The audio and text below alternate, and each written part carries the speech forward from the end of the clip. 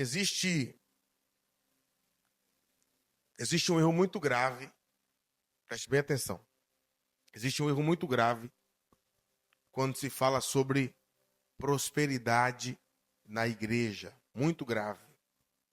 E eu até compreendo, né? Não no sentido de compreender tá justificado. Não, mas está explicado porque é que tantas pessoas têm medo de falar sobre esse assunto nas suas igrejas. Eu tenho um amigo muito precioso que meio que tinha medo assim de falar sobre isso lá na igreja dele. Eu falei, rapaz, você não pode ter medo não, porque tá na Bíblia. Ele, poxa, cara, mas enfim. Ele, não, você não pode ter medo. Tá? A Bíblia fala sobre esse assunto. A Bíblia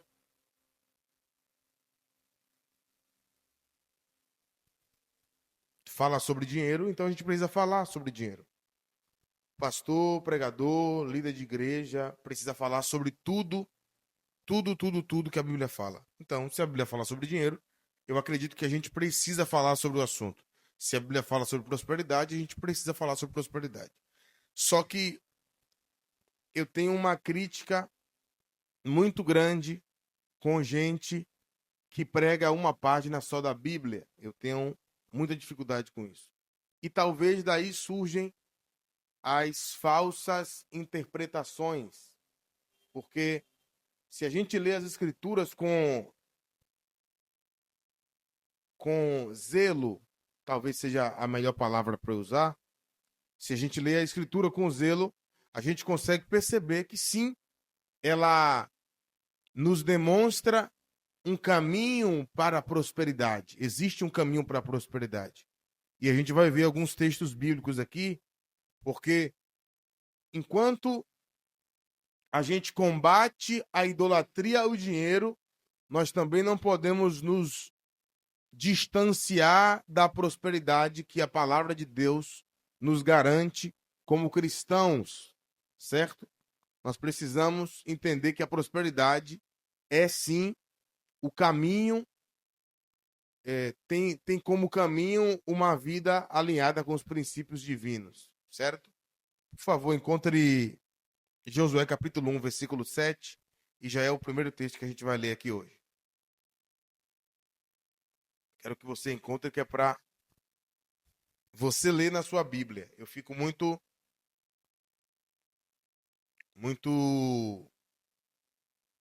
curioso, me deixa curioso ver a pessoa me perguntar sobre as mesmas coisas 300 vezes. Umas 10 vezes é normal, eu aceito. 300 eu fico já perguntando onde a pessoa está com a cabeça. Já teve gente de sair do culto e dizer assim, eu não lembro nada depois que Hildo prega, não. Então tá com algum problema. Estou dizendo isso porque eu tenho certeza absoluta de que a minha didática não é a melhor do mundo, mas dá para entender alguma coisa. Josué capítulo 1, versículo 7, diz o seguinte: tão somente seja forte e muito corajoso, para teres cuidado de fazer segundo toda a lei. Na sua tradução, que é diversa aí, está assim toda a lei? Na tradução de Marta, na de Bia, na de Rafa, pronto. Para teres cuidado de fazer toda a lei, grave isso, que meu servo Moisés te ordenou. Dela não te desvie nem para a direita, nem para a esquerda, para que sejas bem-sucedido por onde quer que andares. Não cesses de falar deste livro da lei. Antes medite nele dia e noite, para que tenhas cuidado de fazer tudo quanto nele está escrito. Então, a expressão então aqui demonstra que Deus é o criador do conceito de causa e efeito, viu? O conceito de causa e efeito é um conceito, inclusive, abraçado por ateus. Eles dizem, eu não acredito em Deus, não. Deus não abençoa ninguém. Eu faço as coisas boas e aí eu recebo também coisas boas, mas foi Deus que estabeleceu isso. Você terá cuidado de fazer segundo toda a lei, segundo tudo quanto neste livro está escrito, então farás prosperar o teu caminho e serás bem-sucedido. E causa e efeito aqui está bem definido. Você faz determinada coisa e tem determinado resultado. Eu tenho falado sobre isso, acho que nesses 2 últimos meses aí, que não dá para apertar o botão da desobediência e colher a bênção de Deus. Não dá para apertar o botão da obediência e ser filho do diabo e viver com a vida desgraçada. Não é possível.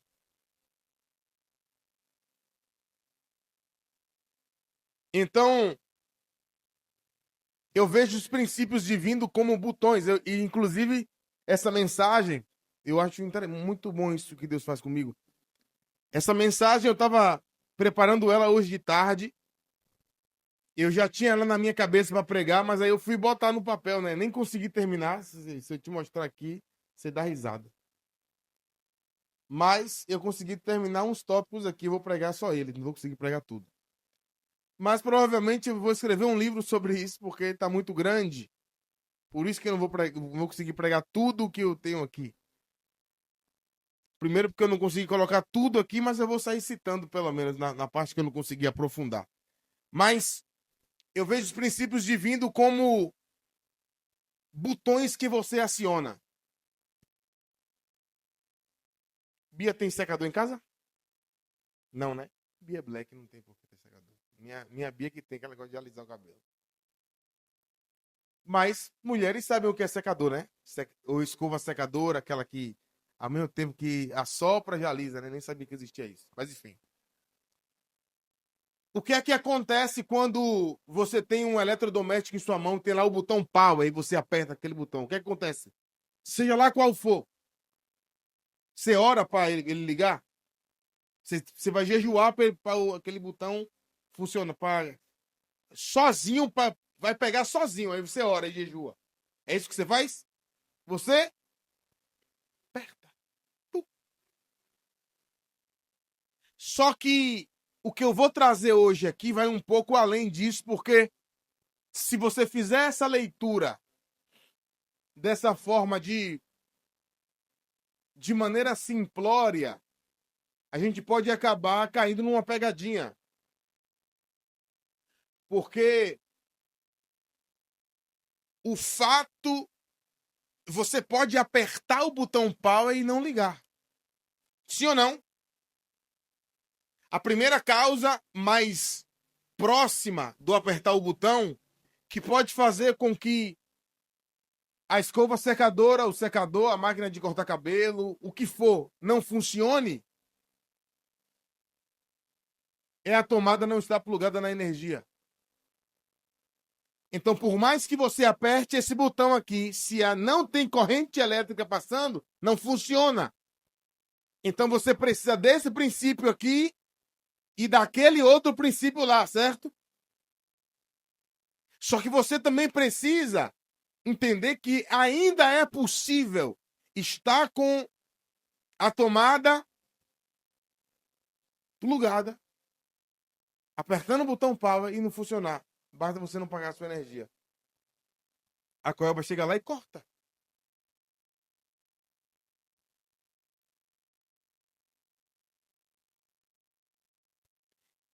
Então, o que eu quero que você entenda é que existem princípios que dependem de outros princípios para funcionarem.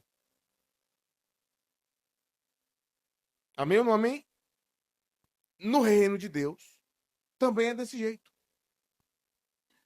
Algumas coisas dependem de outras para funcionarem.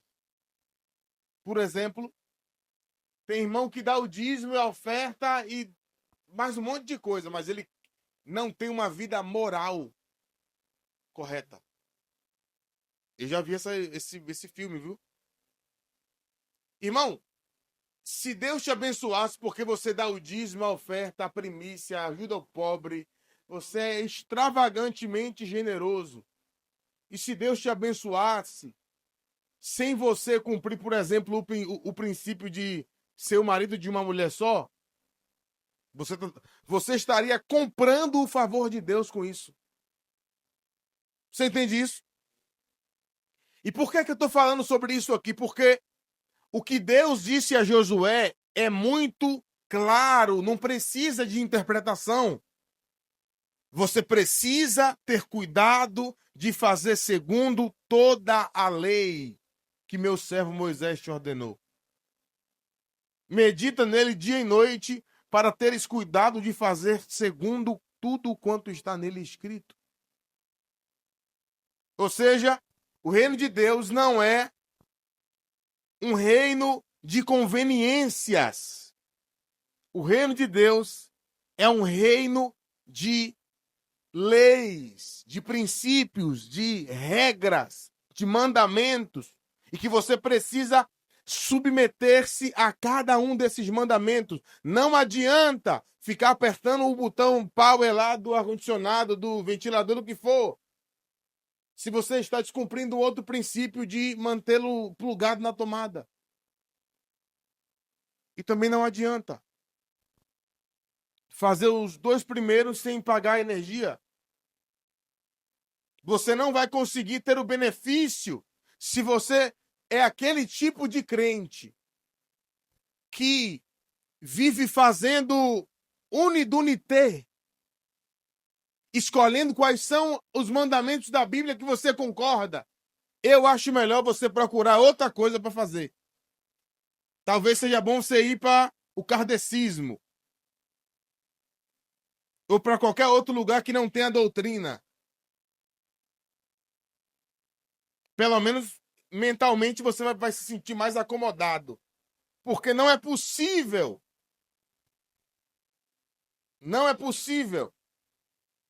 ser cristão e viver escolhendo o que é da Bíblia que eu concordo e que eu discordo. Por exemplo, eu fico assistindo às vezes, né? Bem às vezes mesmo. Tem um tempão que eu não assisto, inclusive. Debates. E eu acho engraçado, cara, como as pessoas... Ou as pessoas têm dificuldade de raciocinar, ou eu não sei qual é a outra opção. É de propósito. O camarada diz assim: ah, mas Jesus veio e ele nunca falou contra a homossexualidade. Aí eu falo assim, mas quando foi que ele falou a favor disso? Eu conversando com uma pessoa, né? Que ele me enviou esse debate e tal, e a gente conversando. Pois de fato, Jesus nunca... E essa pessoa que estava dizendo isso, nem era uma pessoa que concordava. Ela só é uma pessoa que gosta de debater.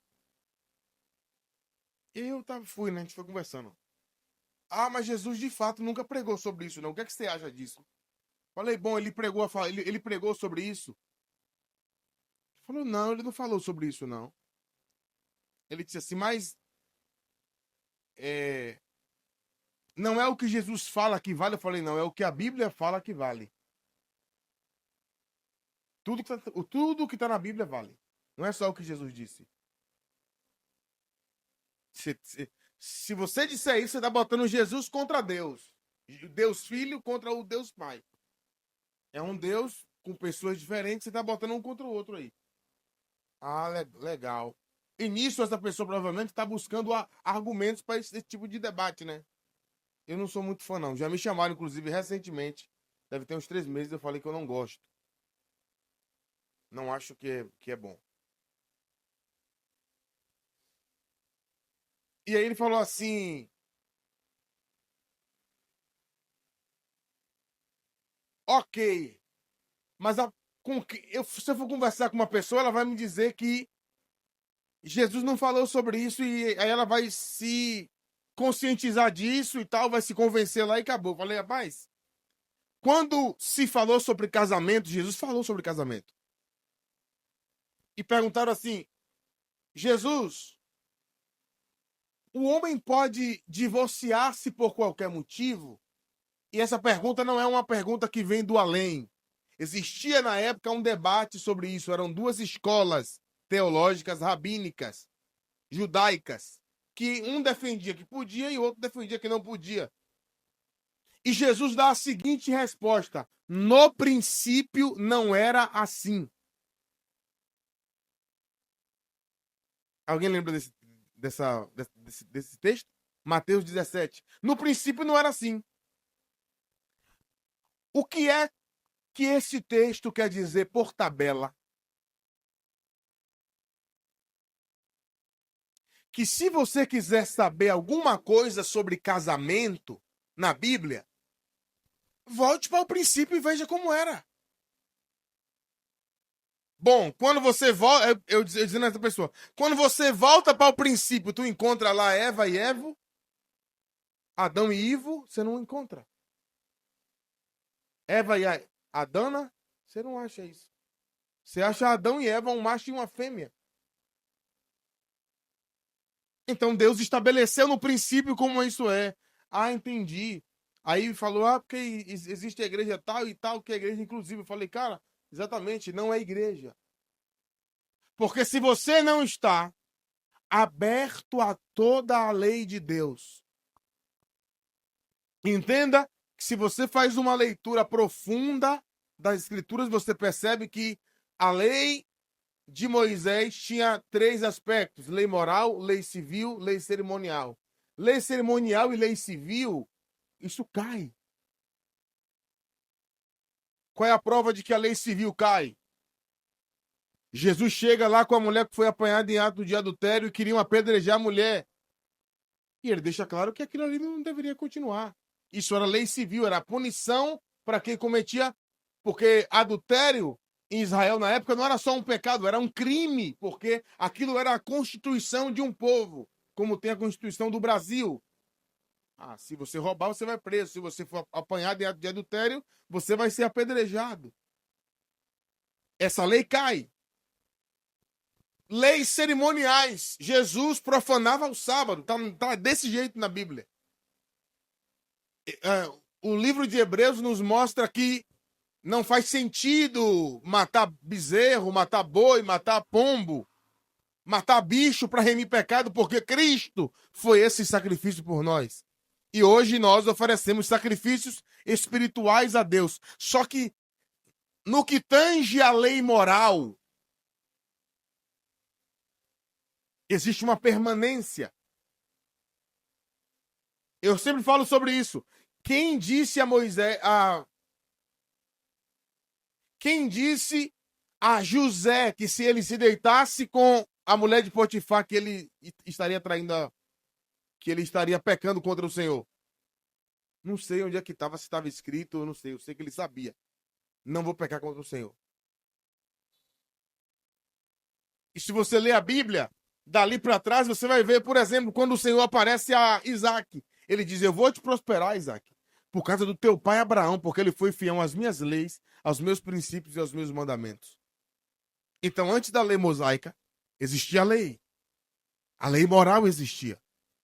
Passa a lei mosaica, a lei moral continua. Honre o seu pai e a sua mãe. Marido, ame a sua esposa, esposa, submeta o seu marido. Servos, submetam aos seus patrões. Você que é nacional de algum lugar, submeta ao seu presidente. Honre ele e ore por ele. O que você gosta e o que você não gosta. Então, nós obviamente precisamos entender o que é toda a lei, para que você não também ouça essa mensagem e saia daqui, então quando a mulher estiver no seu ciclo menstrual, tem que ir lá para uma cabana. Não é isso. Não é isso.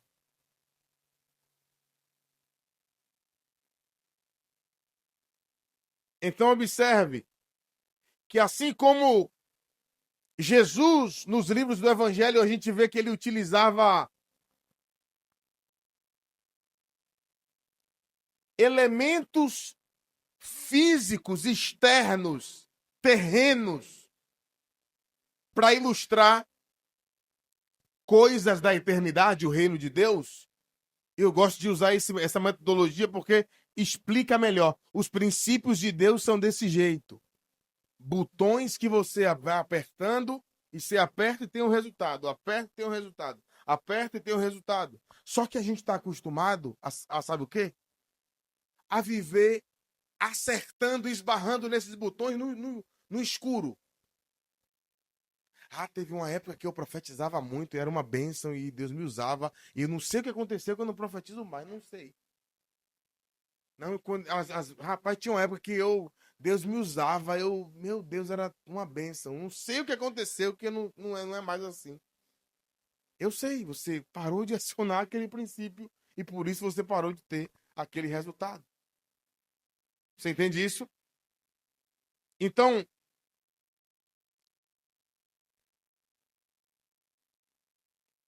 Deus não disse, olha que coisa interessante, cara. Deus não disse a Josué, medite na palavra e ficarás e serás próspero. Não. Ele disse você medita na palavra a fim de obedecer a palavra. Sabe o que é que você deveria fazer quando saísse daqui hoje? Começar a fazer uma leitura da Bíblia circulando todo o estilo de vida que você vê que é possível viver em nossos dias e circular. A Bíblia manda ser generoso. Aí você faz uma pergunta. O que é ser generoso? Aí você vai para a Bíblia e vê o que é ser generoso. A Bíblia manda não julgar. Gente, olha para mim. Isso aqui é muito sério. Se tem um pecado que a gente comete, vez sim, vez não, é o pecado de julgar. E não estou falando de julgar o que está latente, o que está sendo visto, o que está diante dos nossos olhos. Por exemplo, Rildo, o que é que a gente pode julgar como igreja?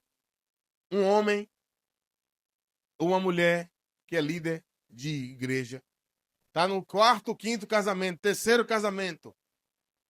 Bom, eu posso fazer um julgamento. Você não está apto para o ministério. Por quê? Porque você não governa bem a sua casa. Uma pessoa que vive por aí soltando palavrão e ele é crente, mas ele vive por aí mandando todo mundo tomar não sei aonde, corre para lá, corre para cá.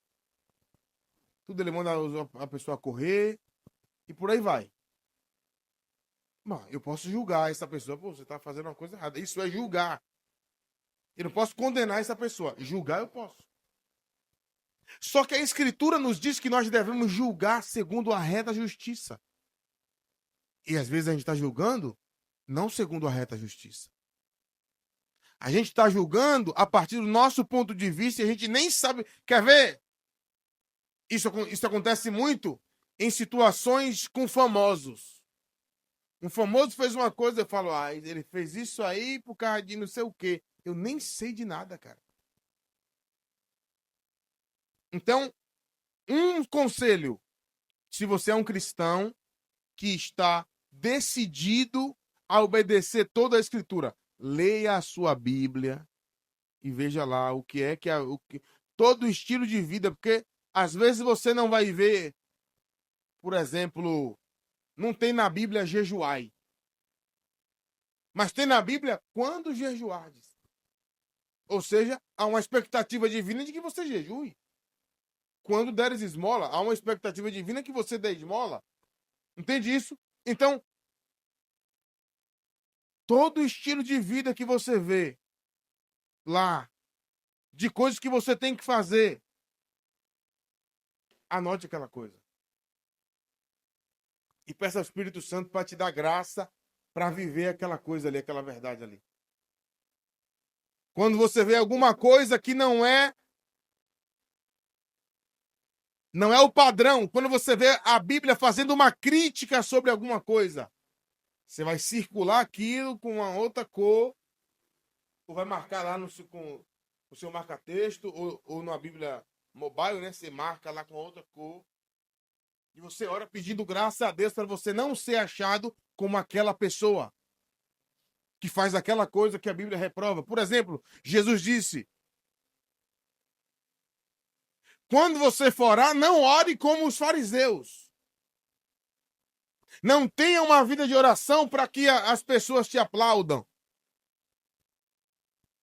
Então você vai circular e Deus me ensine a viver isso aqui. Tarará, tarará, tarará. Rildo, por que você está falando disso? Você falou que ia falar sobre prosperidade. Você não entendeu ainda? A Bíblia diz que para que a gente prospere e seja bem-sucedido em tudo quanto nós fazemos, nós precisamos atentar para toda a palavra de Deus.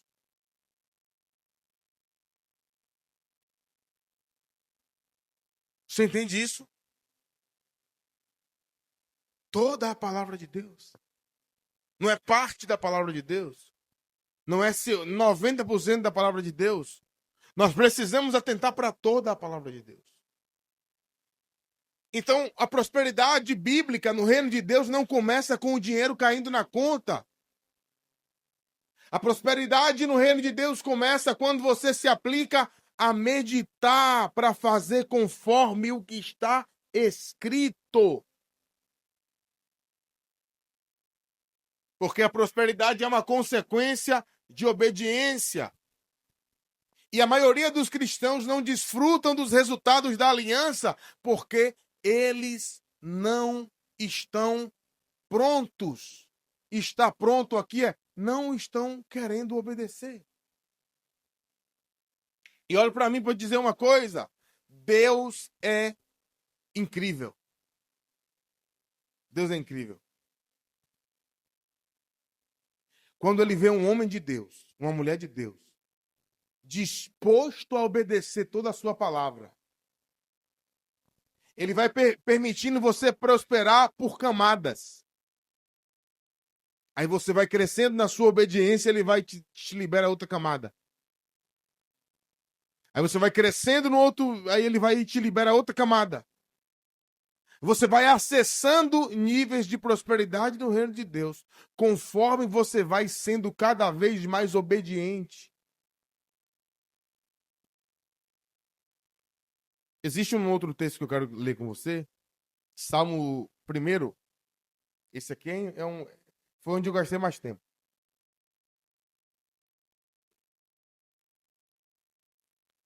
Porque eu quero falar sobre isso. Porque as pessoas precisam entender. E eu já vi isso.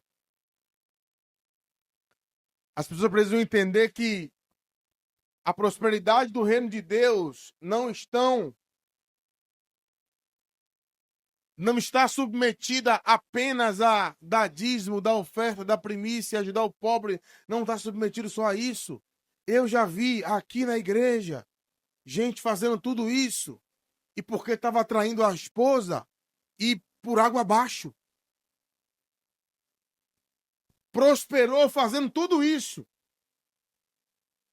Só que parece que desconectou o fio da tomada. Aí aqui não vai funcionar mais. Você compreende isso? Então, é um assunto muito pertinente, irmão. Salmo 1, versículo 1, 2 e 3. Verso, né? Porque é música. Bem-aventurado o homem que não anda segundo o conselho dos ímpios. Não se detém no caminho dos pecadores e nem se assenta na roda dos escarnecedores. Olha isso. As palavras hebraicas aqui para conselho dos ímpios é etzarachá.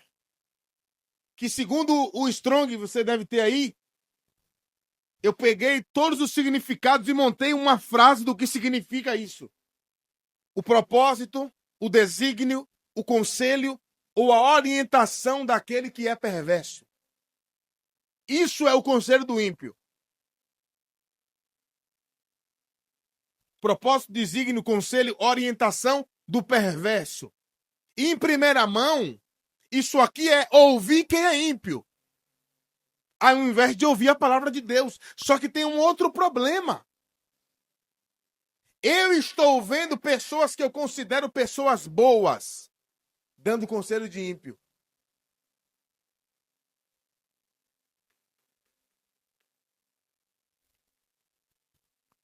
Porque, gente, vamos trocar em miúdos o que a Bíblia está dizendo. O que é conselho de ímpio? Na prática, sim. Eu defino de uma maneira muito rápida. Qualquer conselho que conflita com a palavra de Deus. Não importa de quem venha. Deixa eu ver um pastor bem top aqui. Pronto. Se Luciano Subirá, eu nunca vi, mas se o pastor Luciano Subirá um dia falasse alguma coisa que conflita com as escrituras, é conselho de ímpio.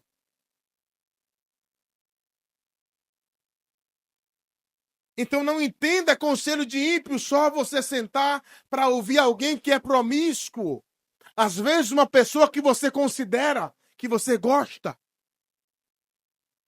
recebeu lá uma instrução, não sei de onde, ouviu alguém falar alguma coisa, ou lendo a Bíblia deu uma viajada e está ensinando algum tipo de conselho de ímpio. Por exemplo, e meu irmão,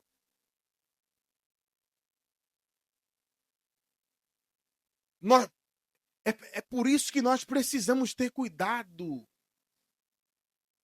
com o que a gente está ouvindo. É por isso que a palavra de Deus precisa habitar ricamente em nosso coração. Quando eu estou ouvindo uma pregação,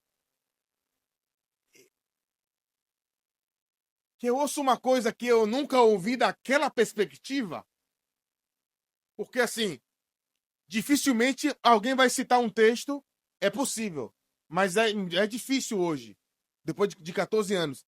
É difícil alguém citar um texto que eu já não tenha lido, ou que eu não me lembre. Eu posso não lembrar onde está, mas que a história existe, eu lembro. Por exemplo, um dia uma tia minha, vai eu, né? Uma tia minha conversando comigo, menino, eu vi aquela história de não sei o quê, e começou a falar uma coisa que ela viu na série. E eu tô assim, ó, correndo a mente aqui, pra tentar achar aquela história. Eu falei, minha tia, isso aí não tá na Bíblia, não. Não, mas eu vi na série, menino, e apareceu o versículo embaixo lá. Falei, bom, eles parafrasearam, mas não tá dizendo isso aí, não. Quando é agora, eu tô conversando com 2 amigos, e teve um que falou assim, a Bíblia diz, né, que Moisés era como o filho dos deuses. Falei, hã? Bom, o que a escritura diz é que Moisés era formoso quando ele nasceu. Que ela pega e vê que ele é formoso. Certamente esse irmão ouviu alguém pregar, dizer, e tipo assim, isso não é conselho de ímpio. Porque isso é só uma informação que não vai mudar a sua vida em nada. O problema é quando essas interpretações, essas paráfrases,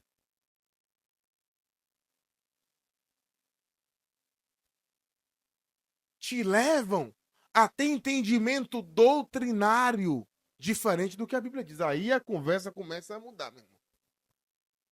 Quer ver? Um conselho de ímpio que a gente vê muito? Meu Deus do céu. Eu sou dos discípulos de Jesus, eu sou igual a Pedro. Se der pra cá, eu dou pra lá. E fica assim, olhando assim, ó. Isso é igual a Pedro? Bom, o Pedro que nasceu de novo e que foi cheio do Espírito Santo, quando você lê Atos, é outro Pedro. Então tu é o Pedro que não é crente. Não, eu sou o crente Pedro. Se você vê alguém ensinando esse tipo de coisa, isso é conselho de ímpio. Porque o Pedro ali do toma lá da cá, Jesus repreendeu e falou assim. Jesus repreendeu e disse assim, Pedro, cuidado. Porque com o ferro que você está ferindo, você será ferido. O Pedro que é desse jeito, todo impulsivo para frente, Jesus chamou de Satanás. Você entende por que a gente não pode ser crente de uma página só da Bíblia? O Pedro, eu sou o crente Pedro. É o crente que Jesus chamou de diabo. Você é uma pedra de tropeço, Pedro. Ou seja, essa pessoa que está dizendo que é o crente Pedro, está dizendo que ela é Satanás e que ela é uma pedra de tropeço para o reino de Deus. Então nós precisamos que a palavra de Deus habite ricamente em nosso coração, porque, gente, é uma bagunça o que está acontecendo, né? E não é uma coisa nova. Sempre aconteceu, sempre houveram os hereges. Mas o problema é que tem gente boa pregando o conselho de ímpio. Rindo, por que isso de Pedro é conselho de ímpio? Porque tem alguém ali que está em um processo de santificação nessa área que vai achar que isso é normal.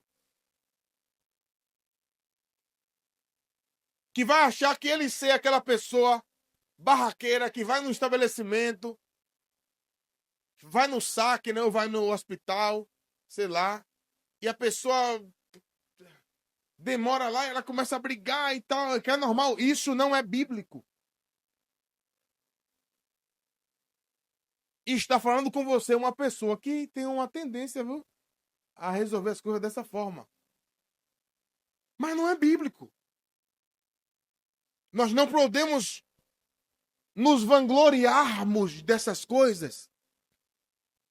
Então, às vezes, irmãos, o que está nos impedindo de prosperar do jeito que Deus quer, da forma e da maneira que Ele deseja, para que nós possamos ser cada vez mais bênção para o seu reino, e injetar finanças e recursos para o reino avançar, é porque a gente está sendo guiado ainda por teologias de conselho de ímpios.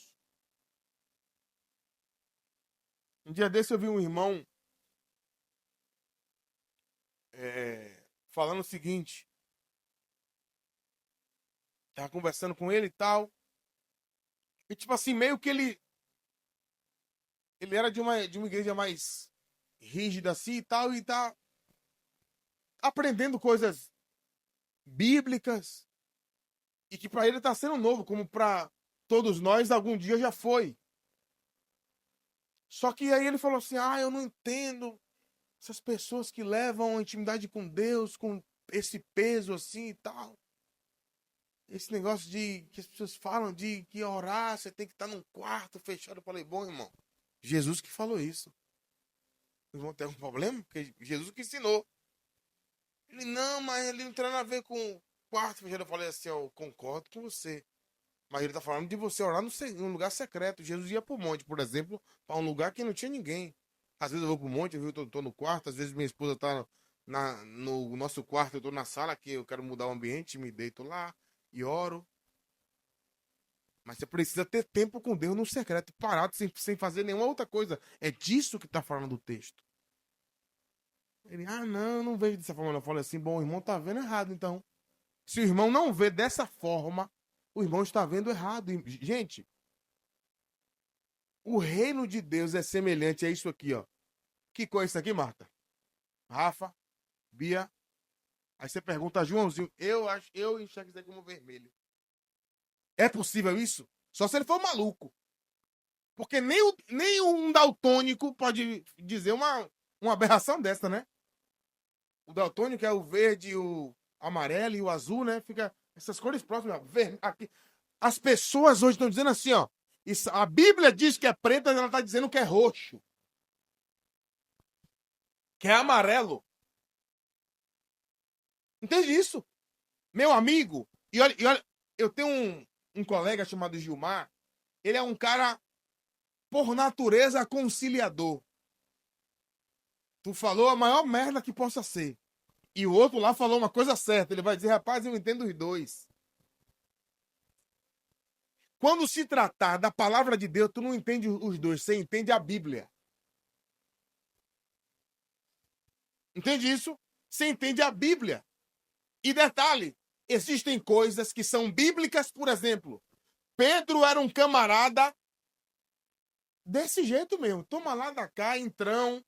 Isso é bíblico, sim ou não?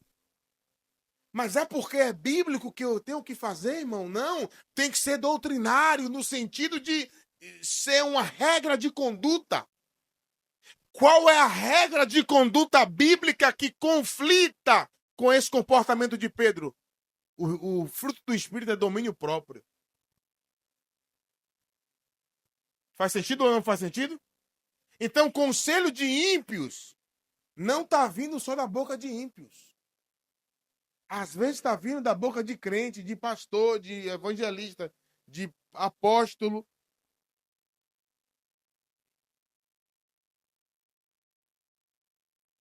Você entende isso? Quer ver? Vou sair agora desse universo e vou para um outro.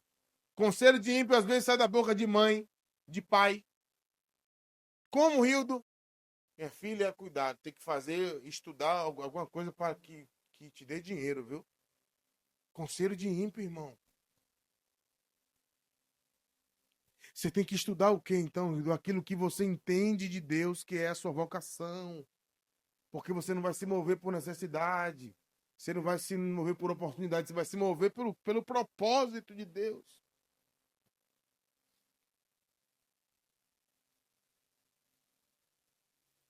Conselho de ímpio, muito cuidado, meu amigo. Tem irmãos que têm outro problema. Ah, você vai falar sobre a coisa. Ah, mas tá no. Você vê Jeremias dizendo lá, né? Se vocês tivessem entrado no meu conselho, vocês teriam ouvido a minha palavra e feito meu povo sair dos seus maus caminhos. Aí eu tava conversando com os amigos sobre o conselho do Senhor. Aí todo mundo falando, e foi muito legal, inclusive. Aí teve um que falou assim, ó, mas tem algum amparo no Novo Testamento esse ensino aí? Eu falei, rapaz, não tem nenhum versículo no Novo Testamento, não. Que fala de conselho do Senhor, não. Fala de oração e tal. Ah, tá. Só que eu entendi essa pergunta porque existem pessoas que acreditam que os princípios do Antigo Testamento, eles não valem de nada. Mas não, irmão.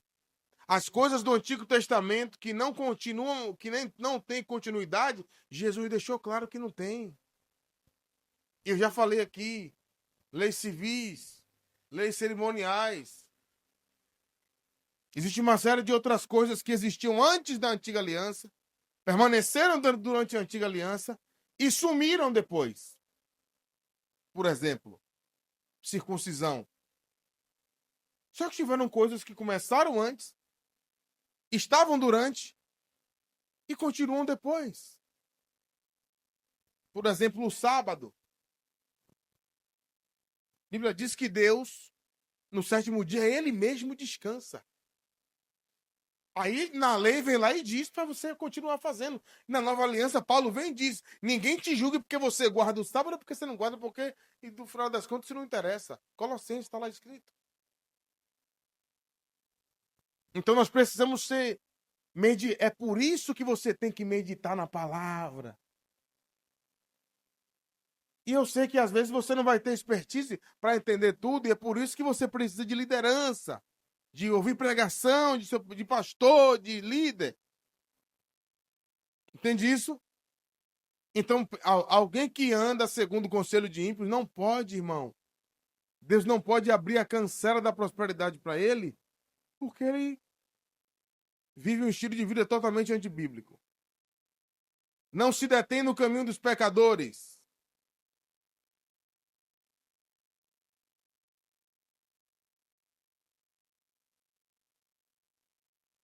Eu peguei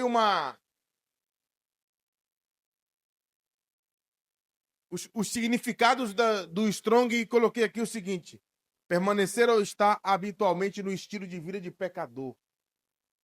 Irmão, quem já leu o livro... Quem já leu o livro Kryptonita, do John Bevere, sabe muito bem a explicação que ele dá lá sobre isso, e é uma explicação perfeita. Ele fala sobre cair em pecado e viver em pecado. Se deter no caminho do pecador é permanecer habitualmente em pecado. Deliberadamente. Eu sei, biblicamente, está escrito lá, ó, que determinada coisa é errado, mas eu não quero saber de nada, eu vou fazer porque eu não quero saber de nada. Eu decidi que eu vou fazer e vou. E isso é um perigo, porque a Escritura diz que bem-aventurado é o que não anda segundo o conselho do ímpio. Se a pessoa anda, não tem como ser bem-aventurado. Se detém no caminho dos pecadores, não tem como ser bem-aventurado. Por exemplo, João capítulo 1, versículo 1, se você vê em casa, tu vai observar que João está dizendo que se alguém diz que não comete nenhum pecado, esse alguém é mentiroso.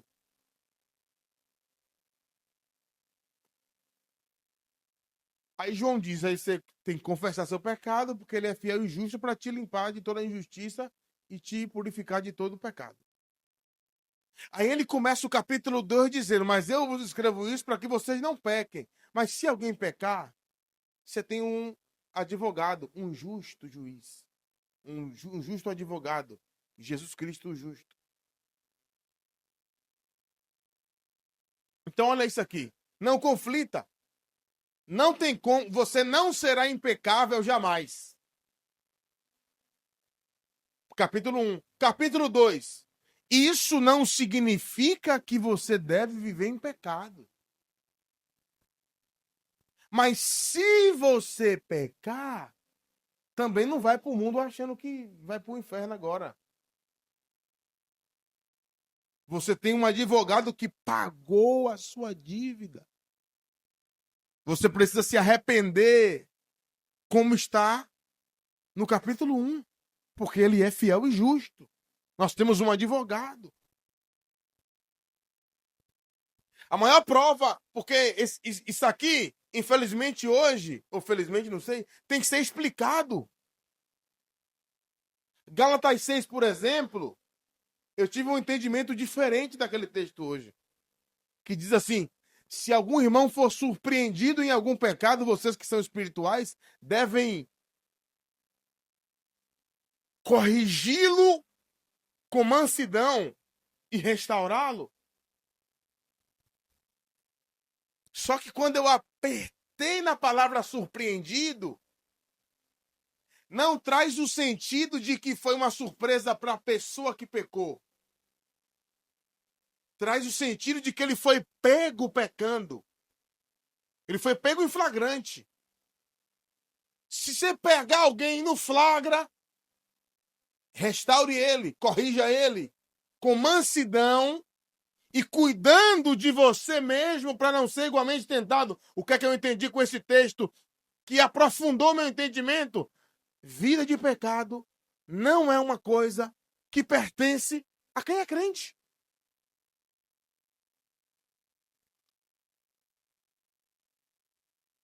Então, se você viu alguém pecando, corrija ele, restaure ele, para que ele não se encontre detido no caminho dos pecadores.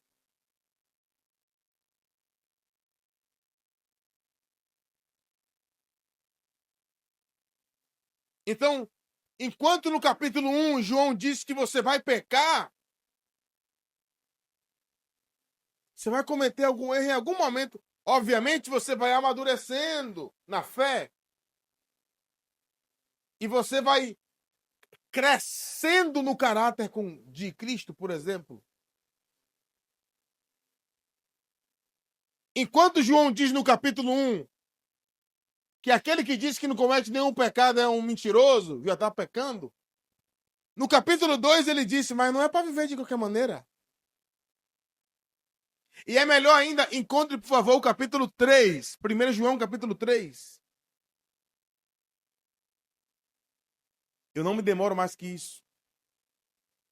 Rio, você falou que ia pregar sobre prosperidade, está falando sobre pecado. Exatamente. Tem tudo a ver uma coisa com a outra. 1 João, capítulo 3, versículos 4 ao 9. Porque esse, para mim, aqui é um dos textos mais... Assim, Deus pegou assim, João, bora desenhar para esse povo que viver em pecado não pode. Todo aquele que pratica o pecado também transgride a lei. Porque o pecado é a transgressão da lei. Sabeis que ele se manifestou para tirar os pecados. Nele não existe pecado. Todo aquele que permanece nele não vive pecando. Todo aquele que vive pecando não o viu nem o conheceu. Filhinhos, não vos deixeis enganar por ninguém, porque aquele que pratica a justiça é justo, assim como ele é justo. Aquele que pratica o pecado procede do diabo, porque o diabo vive pecando desde o princípio. Para isto se manifestou o Filho de Deus, para destruir as obras do diabo. Todo aquele que é nascido de Deus não vive na prática do pecado, pois o que permanece nele é a divina semente. Ora, esse não pode viver pecando porque é nascido de Deus. E eu anotei umas coisas aqui. Versículo 4. Como esse versículo estaria se eu escrevesse, se eu fosse João. Mas eu não sou João. Mas como estaria? Pecado não é uma invenção de nenhuma instituição humana. É a quebra da lei de Deus, que é a Bíblia. Versículo 4, o meu versículo estaria desse jeito. Checa aí para ver se não tá batendo. Pecado não é uma coisa que Hildomar inventa. Rafa, eu não quero que você goste com esse cabelo. Por que, Hildo? Porque é pecado. Ah, mas tá na Bíblia? Não tá na Bíblia, não. Mas eu quero que seja pecado. Irmão, isso é comum ou não é comum? A gente vê isso ou não vê isso? Meu amigo, as pessoas estão debatendo ainda 2026, Copa do Mundo. As pessoas ainda estão debatendo parede branca, preta, roxa, amarela. Trança. Isso, rebentaram as mulheres no passado porque alisavam o cabelo. As bichinhas eu via, meu Deus, com ferro. Quem lembra? Você lembra desse ferro? Que era tipo uma tesoura assim? Botava no fogo e eu via minha tia Ju lá dando ferro no cabelo. Aí os pastores regaçavam. Aí agora a galera começou a aceitar o afro. Cachos. Aí deram para o diabo também os cachos. Aí tem umas que botam a trança. Deram para o satanás as tranças. Aí o diabo tá cheio de coisa. Então, a primeira coisa que eu percebo aqui no versículo 4 é: pecado não é uma invenção de nenhuma instituição, mas é a quebra da lei de Deus, que é a Bíblia. Tem gente que fica me perguntando, inclusive eu abri uma caixa de perguntas lá para eu responder pelo YouTube. Tenho que até que gravar. Tem uma pessoa que perguntou assim: o que o senhor acha das bets? Eu falei: eu não acho nada. Respondi para essa pessoa pessoalmente, que ela me chamou, e aí me diz logo que eu falei: bom, vejo que o irmão joga, né? O irmão tá com essa agonia toda. Mas deixa eu lhe dizer uma coisa, irmão. A Bíblia não fala nada sobre isso.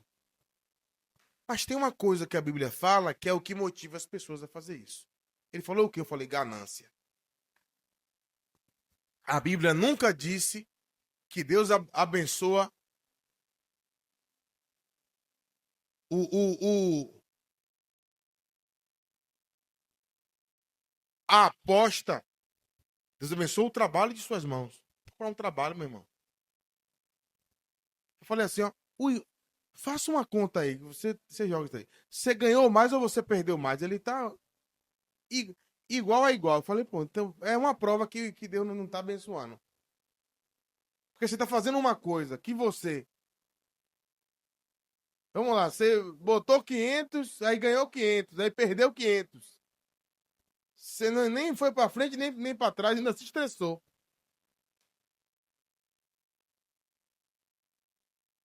Eu disse a ele, outra coisa, o que é que essas casas de apostas estão produzindo no Brasil hoje? Tem um bocado de gente aí desequilibrada, viciada, etc. Para mim não significa nada.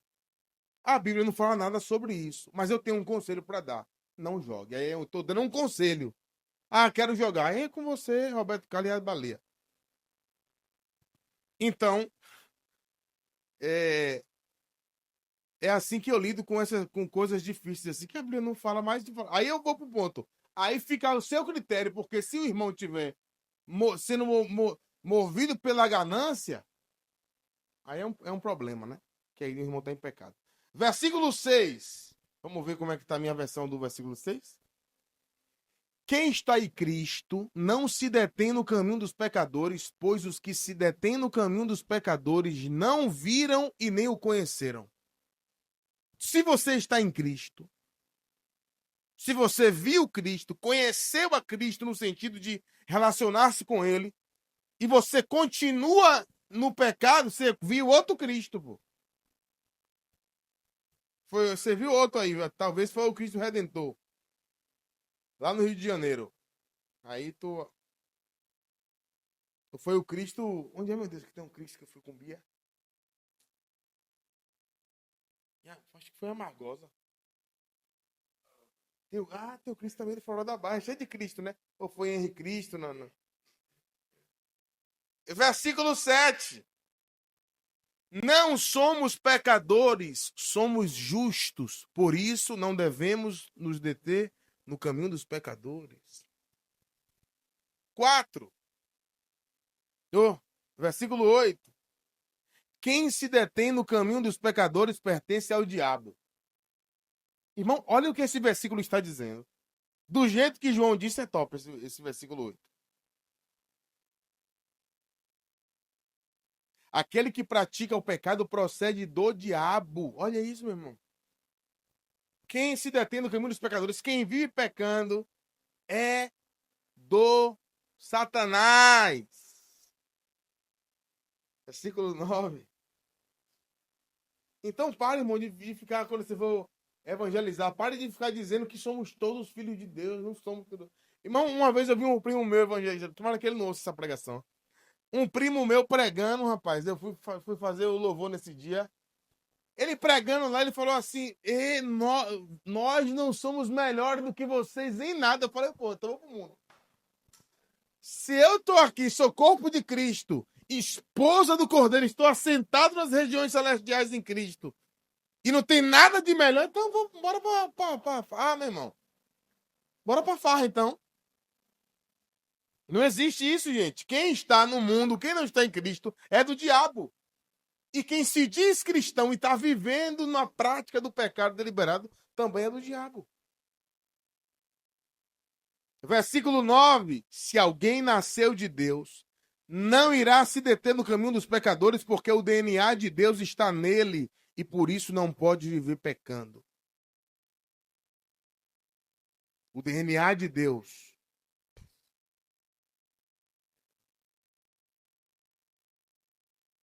Não se assenta na roda dos escarnecedores. Irmão, olha para mim. Corra de quem é escarnecedor. Corra. O escarnecedor tá vindo aqui e vai para lá. Porque olha o que Provérbios fala, cara. Depois lê em casa. Bote no Google assim, ó. O que Provérbios fala sobre os escarnecedores? Vai aparecer uns 5 versículos lá. Um dos versículos diz assim, ó. Não repreenda o escarnecedor.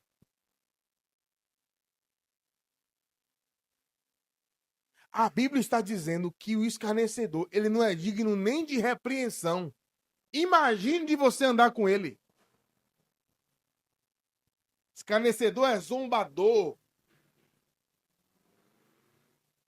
E posso lhe dizer uma coisa que talvez você não saiba, isso aqui é possível que você não saiba. Que quando fala de roda dos escarnecedores, a pessoa já pensa na mesa do bar. O cara que veio lá jogando dominó, jogando carta. Não, irmão, ali ainda é só pecador.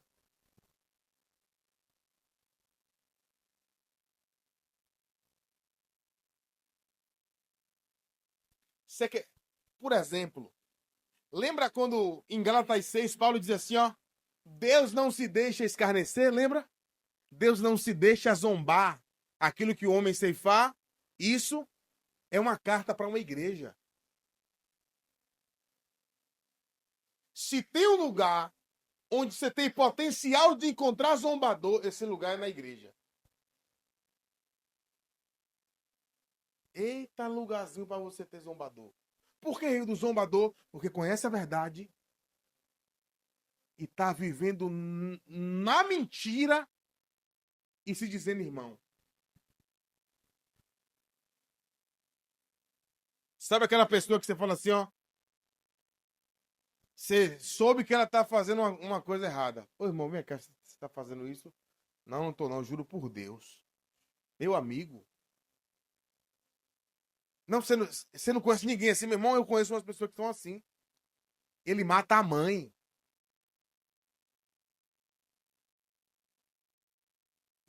Irmão, porque a gente fica achando que escárnio é ficar... Isso é um tipo de zombaria, isso é um tipo de escarnecer. Que é o mais... É o nível mais baixo. O zombador aos olhos de Deus É aquele camarada que conhece a verdade. Tá falando, isso eu tô falando aqui segundo o que Paulo disse. Olhe, e não tinha ninguém dando risada. Paulo está falando ali de gente que, conhecendo a verdade, estava vivendo na mentira.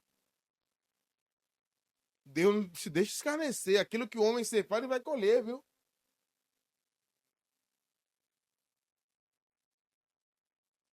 O salmista, no capítulo 1, nos orientou que, para sermos bem-aventurados, devemos nos apartar dos zombadores. Encontre o Salmo 1 aí, que a gente vai avaliar uma coisa aqui, só para você ver que os zombadores do qual ele está falando aqui é gente de dentro, não é gente de fora. Salmo capítulo... Salmo 1, ó. Salmo capítulo... Critiquei tanta gente de falar Salmo capítulo 1. Salmo de número 1. Depois do versículo 3, lê o versículo 4 aí alguém, que para mim não está aberto aqui não.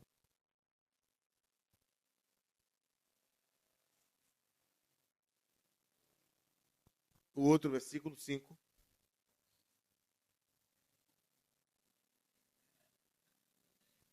Olha isso. O salmista está falando de pessoas que estão na comunidade dos justos. E está chamando de zombadores. Ó, esses aí não vão permanecer não, viu?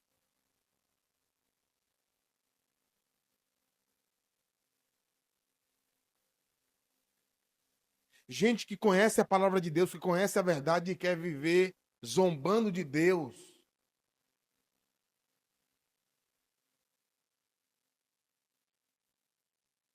Vamos ver o que o apóstolo Paulo disse, se Paulo fala sobre isso.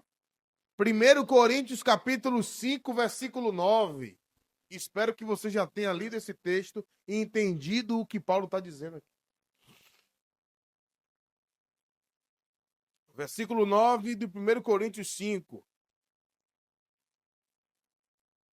Já em carta vos escrevi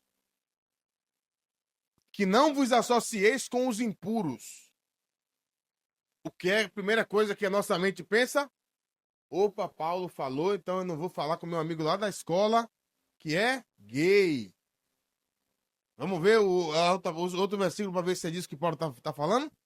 Refiro-me com isto não propriamente aos impuros deste mundo, ou avarentos, ou roubadores, ou idólatras. Pois neste caso, teríamos que sair do mundo. O que é que Paulo está dizendo aqui? Não estou falando sobre essa galera aí do mundo. Versículo 11. Mas agora vos escrevo que não se associe com alguém que se dizendo irmão. É esses aqui, ó. O perigo é esse aqui, ó. Alguém que se dizendo irmão foi impuro, avarento, idólatra, maledicente. Olha pra mim. Sentou na mesa de uma pessoa que de cabo a rabo, como dizia minha avó. Do início ao fim do churrasco, meu irmão, ele tirou do diabo e botou em todo mundo. Fulano ali? Ah, não gosto de fulano, não. Por quê? Não. Se acha muito santão. E aí, toma. Maldizente. Bêbados. Teve um abençoado aí que tinha um vídeo dele já na mão de um rapaz que ia postar ele em Sauípe. Bebo, com a garrafa de uísque na mão lá. E ele é famoso pelo Brasil, relativamente famoso, né? Falei, rapaz, você sai de problema, moço. Ladrão. O que é que Paulo disse aqui a última frase do versículo 11? O que é que está dizendo aí?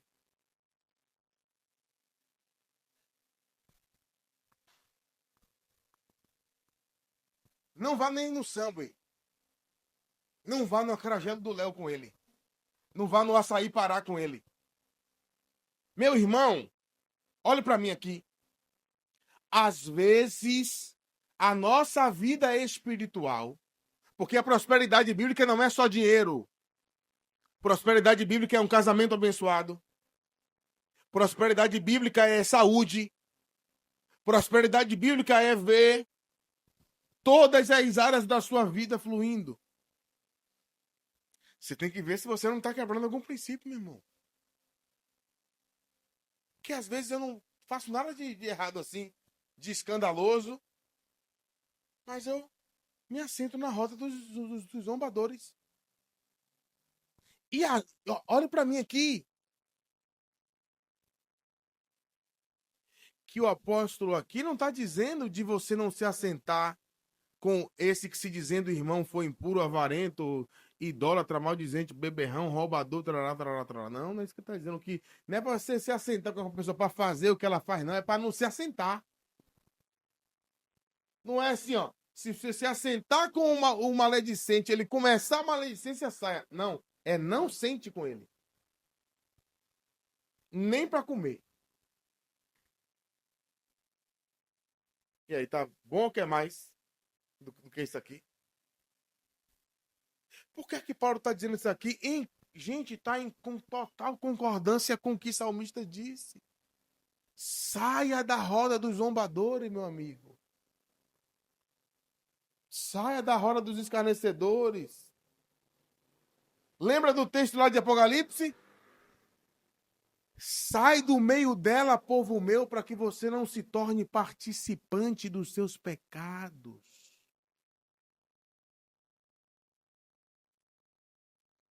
Gente, tem uma pessoa que eu gosto muito. Quando eu comecei a pregar, essa pessoa me ajudou muito. Lá em 2013. Me leva para viajar. Eu ia com essa pessoa nas agendas, eu dava saudação na Assembleia de Deus por aí pelo mundo. Fui para tanto lugar, tanto estado de carro, assim, era muito bom. Aí eu saí da Assembleia de Deus e tal, depois a gente se reconectou, assim, de voltar a trocar ideia. Tem o número dele, ele tem o meu número. É uma pessoa que eu tenho tanta vontade de levar ele para tomar um café em minha casa, só que a Bíblia me proíbe.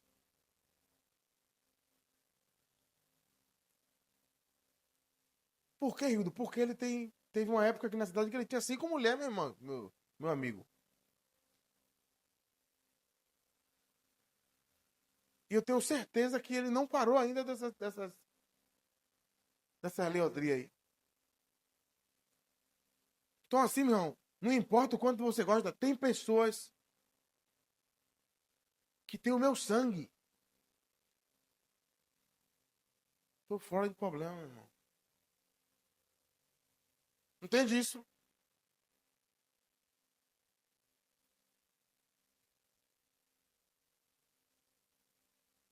Tem gente que se diz irmão, só que zomba da fé.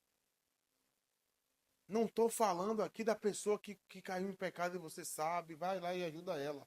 Eu tô falando de quem vive no pecado deliberado.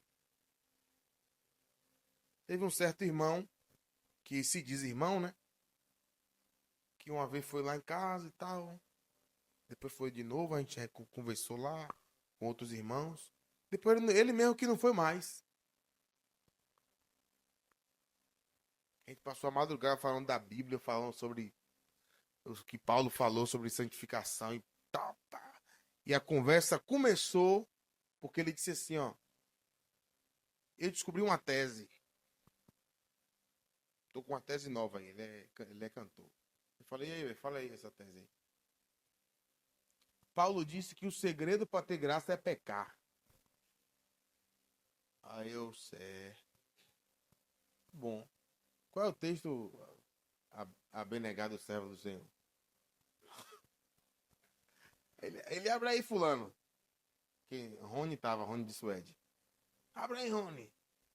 Aí a gente abriu lá o texto. Que o poder de Deus se aperfeiçoa na minha fraqueza. Aí eu falei, é esse texto aí que o irmão tá usando para dizer que o segredo para ter o poder de Deus é pecado. Eu falei, entendi. Aí eu abri textos que claramente demonstram que isso é uma mentira. Falei, que uma sequência de texto aqui. O irmão vai continuar defendendo isso ainda. Aí a gente começou a dialogar sobre essas coisas. Não foi mais lá em casa. Então veja, o que é que o versículo seguinte da palavra de Deus diz? Bem-aventurado o homem ou a mulher que não anda segundo o conselho dos ímpios, não se detém no caminho dos pecadores, não se assenta na roda dos escarnecedores, antes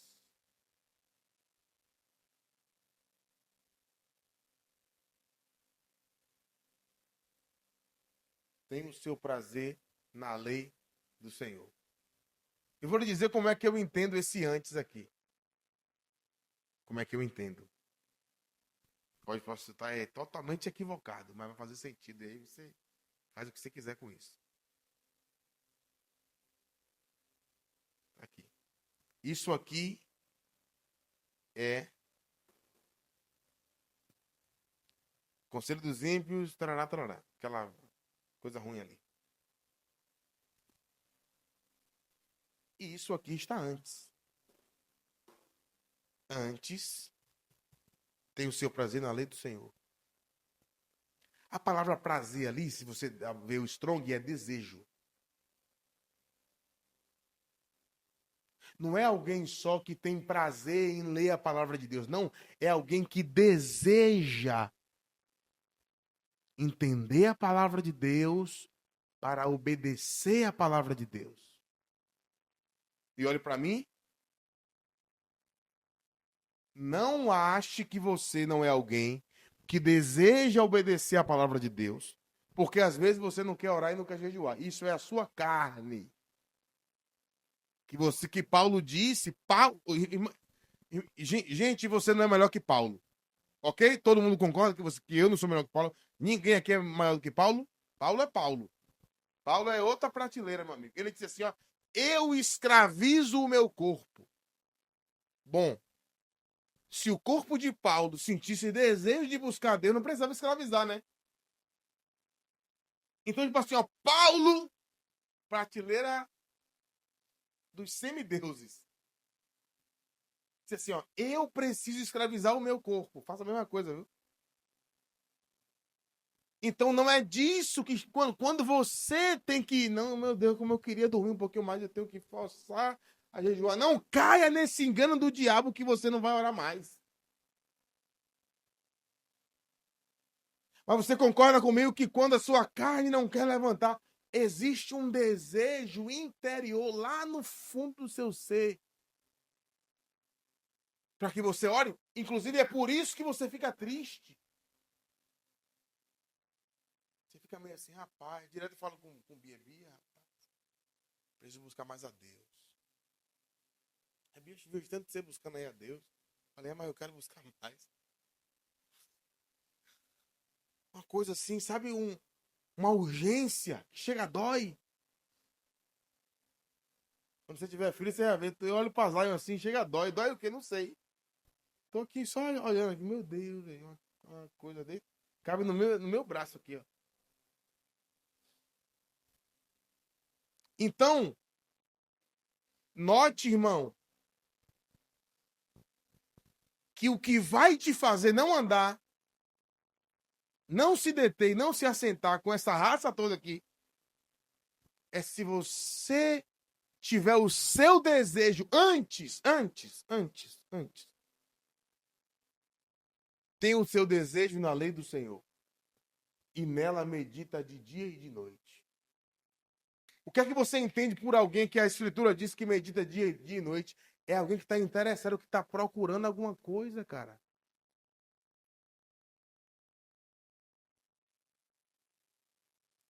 É tipo o Bia que quer passar nas provas da faculdade e tá lá, que nem uma doida na frente do computador.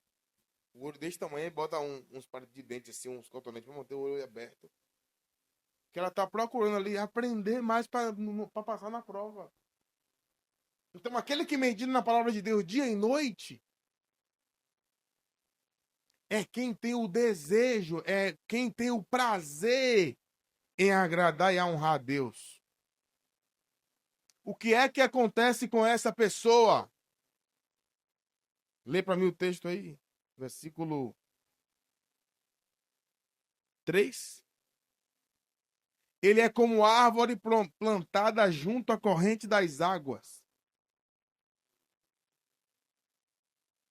Eu acho que você deveria plantar a sua vida junto à corrente das águas.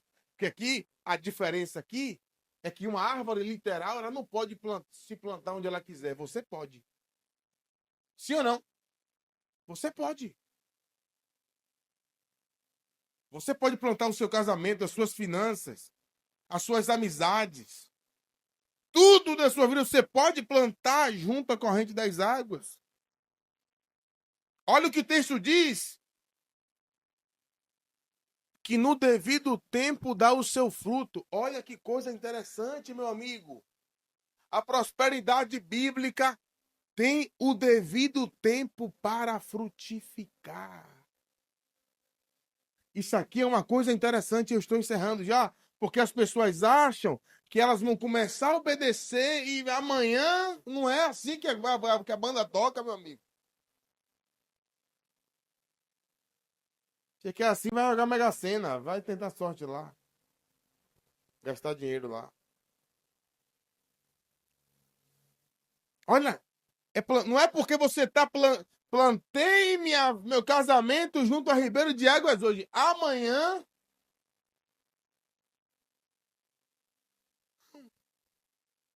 dei dízimo hoje. Amanhã tô milionário agora. Não, agora você vai ver, meu amigo. Vou logo tomar um empréstimo ali de 5 milhões. E Deus que lhe pague. No devido tempo, dá o seu fruto, cuja folhagem não murcha. E tudo quanto ele fizer, prosperará. Tudo quanto ele fizer, prosperará ou será bem-sucedido no devido. O apóstolo Paulo disse em Gálatas capítulo 6. Encontre aí para a gente ler, para eu acabar.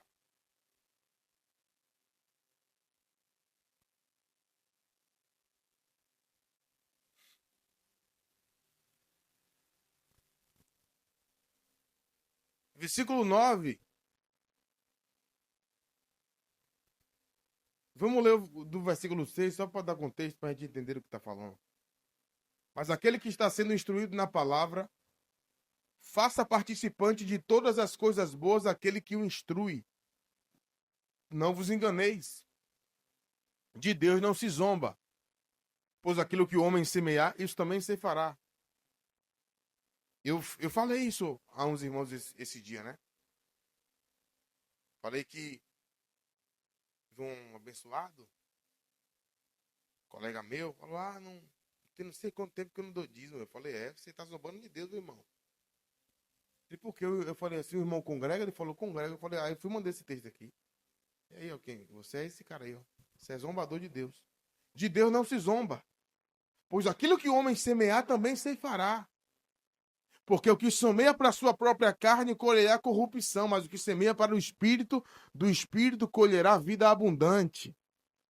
E não nos cansemos de fazer o bem, porque a seu tempo ceifaremos se não desfalecermos. A seu tempo.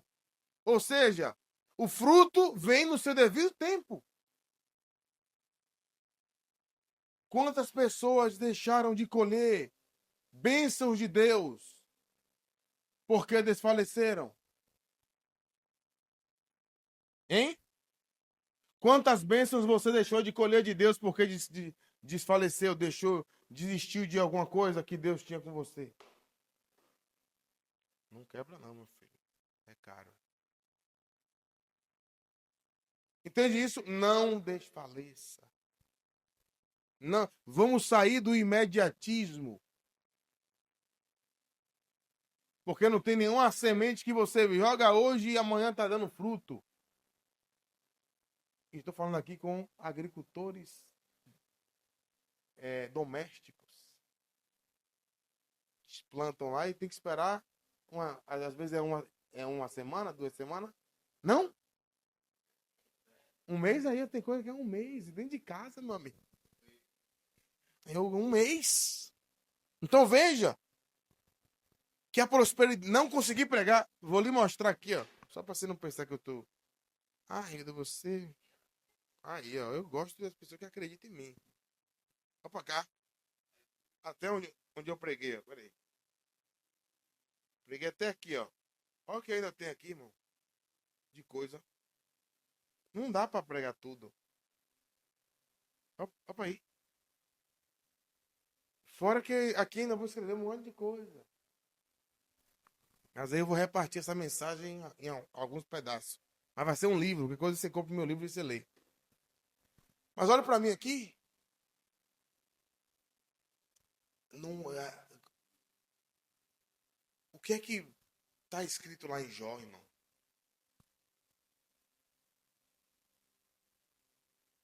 Que o seu começo terá sido pequeno, mas o seu final vai ser excelente. Nós precisamos ser fiéis nos pequenos começos de semeadura, de fundamentação, de plantio, até que venha o tempo da. E semear não é uma tarefa fácil.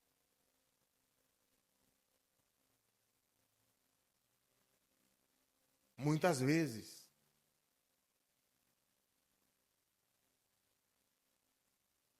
Ano passado, eu estava lá no Apóstolo Medina, em outubro, na cruzada, e Deus falou comigo: pega tudo que está na sua conta. Eu falei, meu Deus. Quando falou isso, eu falei, meu Deus do céu.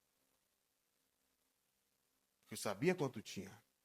E dê tudo aí. Irmão, eu fiquei comendo lá e andando de Uber de cartão de crédito.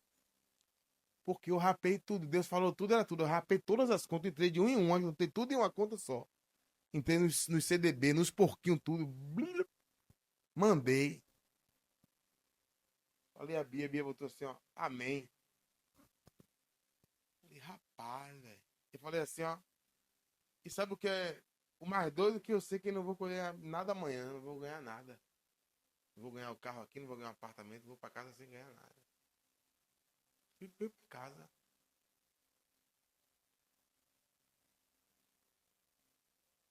Só que a escritura diz que aquele que vem, que vai, né? Levando a semente com lágrimas, voltará com seus molhos. Cada dia que você jejua mais, que você ora mais, que você lê mais a Bíblia, você está semeando no secreto. E não tem como você vai colher isso. Sobre jejum, a gente já leu em Isaías que os seus filhos vão colher quando você jejua. Aquele que jejua e o seu jejum é aceitável a Deus. A Bíblia diz que os seus filhos serão reparadores de brecha, restauradores de ruínas por muitas gerações.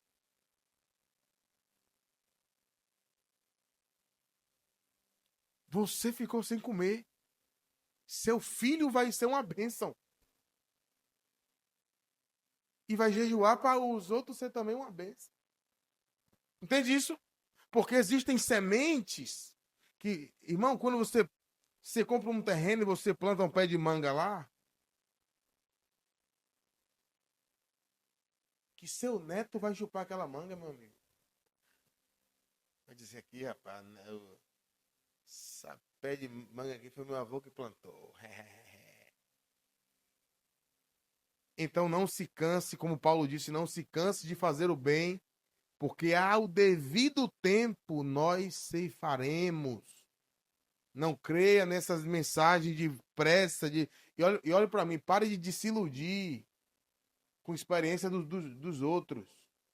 Porque assim, Bia, ó, como é que as coisas acontecem? A gente ama, a gente ama fazer o que Deus não mandou. Eu já vi irmãos dar uma oferta assim extravagante, na outra semana Deus fazer um reboliço na vida do cara, velho. Só que aquele cara já estava em uma medida de semeadura que só faltava aquela semente ali para romper tudo. Não significa que é comigo a mesma coisa. Aí eu fui lá empolgado, fiz a mesma coisa. Deus não mandou nada. Fiz a mesma coisa e não aconteceu nada. E aí eu tô querendo ir atrás do irmão para tomar o dinheiro. Eu vi isso numa igreja em Simões Filho 1, uma certa vez, na Quadrangular. Na época lá era a pastora Arlete. Pregou um irmão lá e fez uma oferta. Só que o irmão também vacilou, né? E ele falou assim: amanhã Deus não responder, você me procura para te devolver seu dinheiro. Aí no outro dia tinha um bocado de irmão lá, que era uma campanha, né? Pra ele devolver o dinheiro porque não tinha acontecido nada.